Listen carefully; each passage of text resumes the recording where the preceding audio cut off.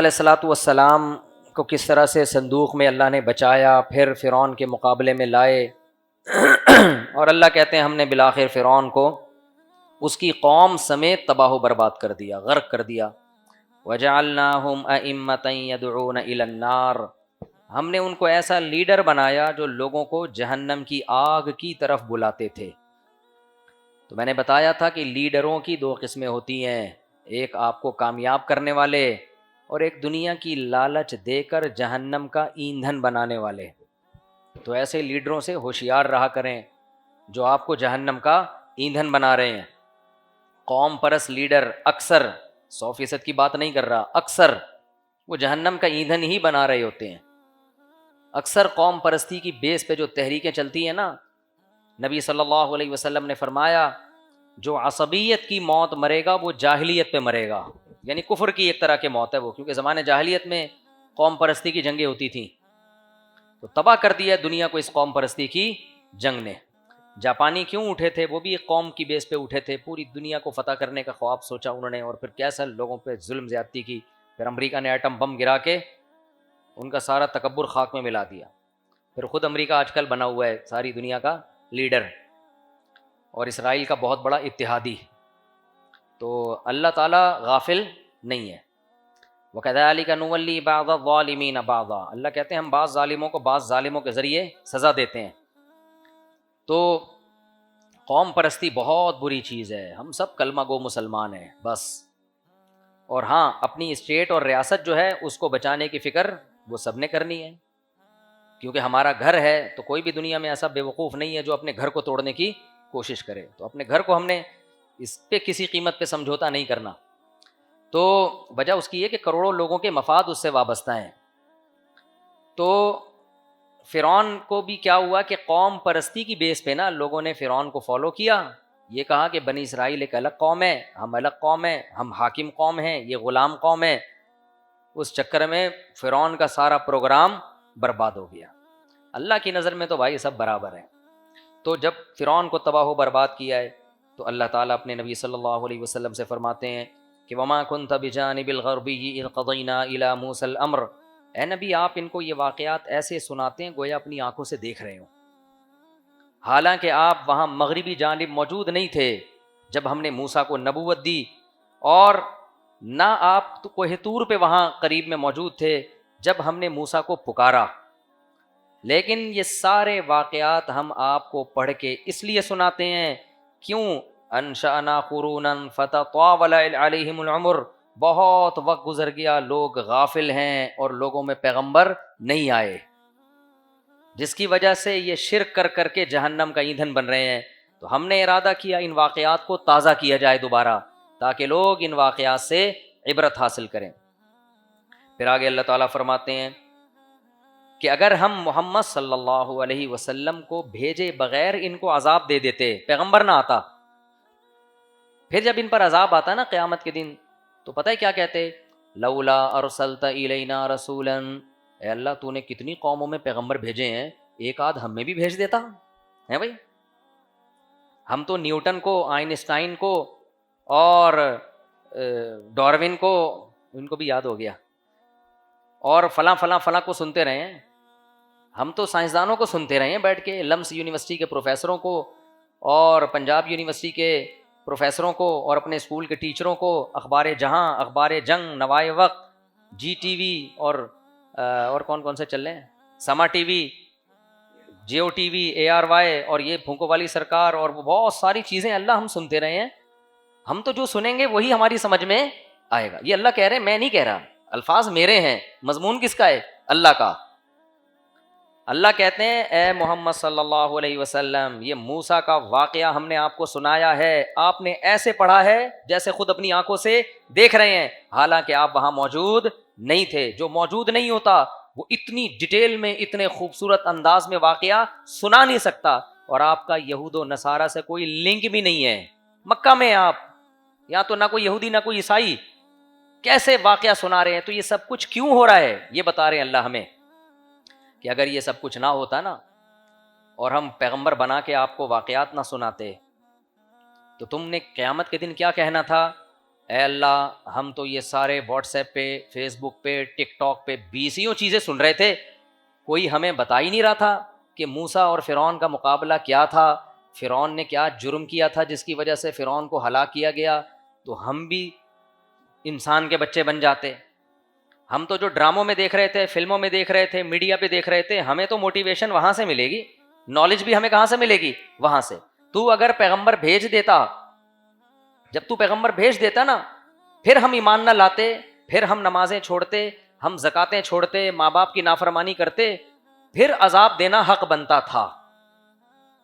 اب میں آیت دوبارہ ترجمہ کر دیتا ہوں، وَلَوْلَا أَن تُصِيبَهُم مُّصِيبَةٌ بِمَا قَدَّمَتْ أَيْدِيهِمْ، اللہ کہتے ہیں اگر میں تمہیں کوئی عذاب بھیج دیتا تو تم نے کیا کہنا تھا؟ رَبَّنَا لَوْلَا أَرْسَلْتَ إِلَيْنَا رَسُولًا، اے اللہ تو نے اتنے لوگوں کے طرف پیغمبر بھیجے، ہم میں تو کوئی پیغمبر تو نے بھیجا ہی نہیں جس نے ہمیں سمجھایا ہو آ کے، اگر تو پیغمبر بھیج دیتا فَنَتَّبِعَ آیَاتِکَ، ہم تیری آیات کو فالو کرتے، تیرے قرآن کو ہم فالو کرتے۔ تو قرآن میں ہمیں کہتا کہ لا تقربوا الزنا، زنا کے قریب مت جاؤ، ہم نہیں جاتے۔ تو قرآن میں کہتا سود مت کھاؤ، ہم نہیں کھاتے، کیونکہ ہم کہتے بھائی جب اللہ کہہ رہا ہے تو اب تو آپشنل ہمارے پاس رہا نہیں ہے۔ تو قرآن میں کہتا ولا تقل لہما اف، ماں باپ کے سامنے اف مت کرو، اولڈ ہاؤس میں جمع کرنے کا تو سوال ہی ہم پیدا نہ ہونے دیتے۔ ابھی تو ہم گورے کو فالو کر رہے ہیں، گورا بڈھوں کی گھر میں کیئر نہیں کرتا، اس نے کیئر سینٹر کھولے ہوئے ہیں، سمجھتے ہو کہ نہیں سمجھتے؟ وہ کرسمس میں ایک دن اپنے ابا کو کیک پہنچا کے حاتم تائی کی قبر پہ لات مارتا ہے۔ گوروں کو بھی حاتم تائی ہیں، ان کے حاتم تائی وہ ہیں جو کیک پہنچا دے ابا کو کرسمس کے دن، وہ ان کا حاتم تائی کہلاتا ہے۔ ہماری تو تائی بھی گوروں سے اچھی ہیں، اتنا تو ہماری تائی امی خیال کر لیتی ہیں۔ تو عورتیں پردہ نہ کرتی، وہ کہتی کہ اللہ ہم نے تو گوروں کو فالو کیا ہے، ان کی عورتیں پردہ نہ کر کے اتنی ترقی کر لی تو ہم کیوں پردہ کریں؟ تو اگر خود اپنا کلام ہم پہ نازل کر دیتا اور کہتا کہ عورت پردہ کرے، فلاں فلاں رشتہ دار سے پردہ فرض ہے، تو ہم بھی کر لیتے۔ اے اللہ تو نے تو ہمیں مذہبی اسکالرز کی بھیٹ چڑھا دیا۔ لوگ کہتے ہیں مولوی آپس میں لڑ رہے ہیں، وہ مولوی یہ، وہ مولوی یہ، کس کی سنیں؟ ابے کوئی مولوی اس پہ بھی لڑ رہا ہے کہ پردہ فرض ہے یا نہیں ہے؟ بولو، کبھی دیکھا گرین چینل والے کہہ رہے ہوں کہ پردہ فرض نہیں ہے، وائٹ چینل والے کہہ رہے ہوں کہ پردہ فرض ہے؟ یہ تو قرآن میں اللہ نے کہہ دیا نا، پھڈا ہی ختم کر دیا۔ بخاری مسلم کی صحیح حدیث، اعف اللحا، داڑھی بڑھاؤ، حکم دے دیا، خالف الیہود والنصارى۔ اب اگر کوئی مولوی کہتا ہے داڑھی رکھنا لازمی نہیں ہے، وہ مولوی غلط کر رہا ہے، وہ مولوی ہے ہی نہیں، وہ الو بنا رہا ہے تمہیں۔ سود کھانے کو اللہ نے منع کر دیا نا، اب کوئی مولوی کہہ رہے ہیں ایکچولی کر کے سود کو حلال کر رہا ہے، بھائی وہ غلط کر رہا ہے۔ ایک آیت نہیں ہے، کئی آیتیں ہیں، بہت ساری حدیثیں ہیں۔ تو اصل میں اپنا قصور ہے، ڈالا کس پہ جا رہا ہے؟ مولوی بھی بہت سے غلط کر رہے ہوتے ہیں، تو کر رہے ہیں تو نہ فالو کرو ان کو۔ تمہیں 2 نمبر ڈاکٹر 1 نمبر ڈاکٹر کا پتہ چل جاتا ہے نا تھوڑے دنوں میں، 1-2 دفعہ ٹیکا غلط لگے گا، سمجھ میں آ جائے گا یہ بندہ کیا ہے، 2 نمبر ہے۔ تو 2 نمبر 1 نمبر مولوی کا کیوں پتہ نہیں چلتا؟ خود ہی نہیں چاہتے ہو سیکھنا، خود ہی انسان کے بچے بننا نہیں چاہتے ہو، تو اس لیے اللہ نے کہا کہ اگر تمہیں میں عذاب دے دیتا نماز چھوڑنے پر، زکوٰۃ نہ دینے پر، عورت کو پردہ نہ کرنے پر، شوہر کی اطاعت نہ کرنے پر، شوہر کو بیوی کے حقوق ادا نہ کرنے پر، میرے الفاظ سلیکٹڈ ہوتے ہیں، شوہر بیوی کی اطاعت نہیں کرے گا، اطاعت بیوی کرے گی کس کی؟ شوہر کی۔ اسلام میں بیوی شوہر کی اطاعت کرتی ہے، شوہر بیوی کی اطاعت نہیں کرتا، شوہر بیوی کے حقوق ادا کرتا ہے۔ سمجھتا ہے کہ نہیں سمجھتا ہے؟ کیونکہ سربراہ عوام کو فالو نہیں کرتا، عوام کس کو فالو کرتی ہے؟ سربراہ کو۔ سربراہ عوام کے حقوق کا خیال کرتا ہے، ہاں جب عوام حقوق مانگے تو پھر اس میں اطاعت کرے گا، وہ دے گا۔ تو بیوی جب آپ سے اپنے جائز حقوق مانگے تو آپ پر اس کے حقوق دینا واجب ہے، لیکن اطاعت نہیں ہے، اس کو اطاعت نہیں کہیں گے، اطاعت ماتحت سربراہ کی کرتے ہیں۔ تو آج کل بیویوں نے شوہروں کی اطاعت بولو چھوڑ دی، کہتی ہیں ہمارے جیسا آدمی ہے، ان ھذا الا بشر مثلنا۔ جو پہلی قومیں پیغمبروں کو تانے دیتی تھی نا یہ ہماری طرح کے انسان ہیں، تو آج کل وہ تانے بیویاں کس کو دے رہی ہیں؟ شوہر کو، کہتے ہیں ان ھذا الا رجل، یہ تو ہماری طرح کا انسان ہے، مثلنا، ہم بھی کھاتے ہیں یہ بھی کھاتا ہے، تو یہ کیوں ہم کیوں فالو کریں؟ میرے بھی رائٹس، وہ گوروں سے سیکھ کے سارے عجیب سے ہو گئے۔ تو تمہاری طرح کا انسان ہے لیکن بالکل تمہاری طرح کا نہیں ہے، یہ آدمی ہے۔ یہ کیا ہے؟ یہ کیا ہے؟ آدمی ہے، اس کو عزت دو گی تو رکھے گا تمہیں، اطاعت نہیں کرو گی چھوڑ دے گا۔ اور زبان سے نہ بھی چھوڑے عملی طور پہ چھوڑ دے گا پھر. اس لیے اللہ میاں کا حکم سب سے بہتر ہے گھروں کو بچانے کے لیے. اور شوہر کو رسپیکٹ دے, اپنا سربراہ سمجھے, اپنے سر کا تاج سمجھے, اور شوہر بیوی کو ذلیل نہ کرے, اس کو ماتحت ہونے کی بیس پہ ذلیل نہ کرے, شریک حیات سمجھے, اس کو محبت دے, اور جو خود کھائے ویسا اس کو کھلائے, جیسا اسٹینڈرڈ کا خود پہنے ویسا اسٹینڈرڈ کا اس کو پہنائے, سفر میں بھی کبھی کبھار اپنے ساتھ لے جایا کرے. یہ ہے حکم. تو یہ اللہ میاں نے کہاں بیان کیے میرے بھائی؟ قرآن میں. اگر اللہ میاں قرآن میں بیان نہ کرتے اور پھر عورت یا شوہر کو عذاب دیتے ایک دوسرے کے حقوق حق تلفی پر, تو ہم کہہ دیتے اے اللہ ہم نے تو یونائٹڈ نیشن سے پڑھا تھا میاں بیوی کے کیا حقوق ہیں, تو نے اگر ہمیں سزا دینی تھی تو تو کوئی پیغمبر بھیج دیتا. کیا خیال ہے بھائی؟ تو نے ہمیں سزا دینی تھی تو اللہ تو ہمیں بتا تو دیتا. ہم تو اسکول کالج یونیورسٹیوں میں پڑھ رہے تھے, وکیلوں کو سن رہے تھے, وکیلوں سے ہم نے سنا بیوی کہے گی میں نے سنا کہ میاں اگر ایک تھپڑ لگائے فوراً تھانے میں رپورٹ کرا کے 6 مہینے کے لیے جیل میں بند کرا دو. تو اللہ میں نے تو وکیل کا کلپ دیکھا تھا اور 6 مہینے کے لیے میاں کو کیا کر دیا, اندر کر دیا میں نے.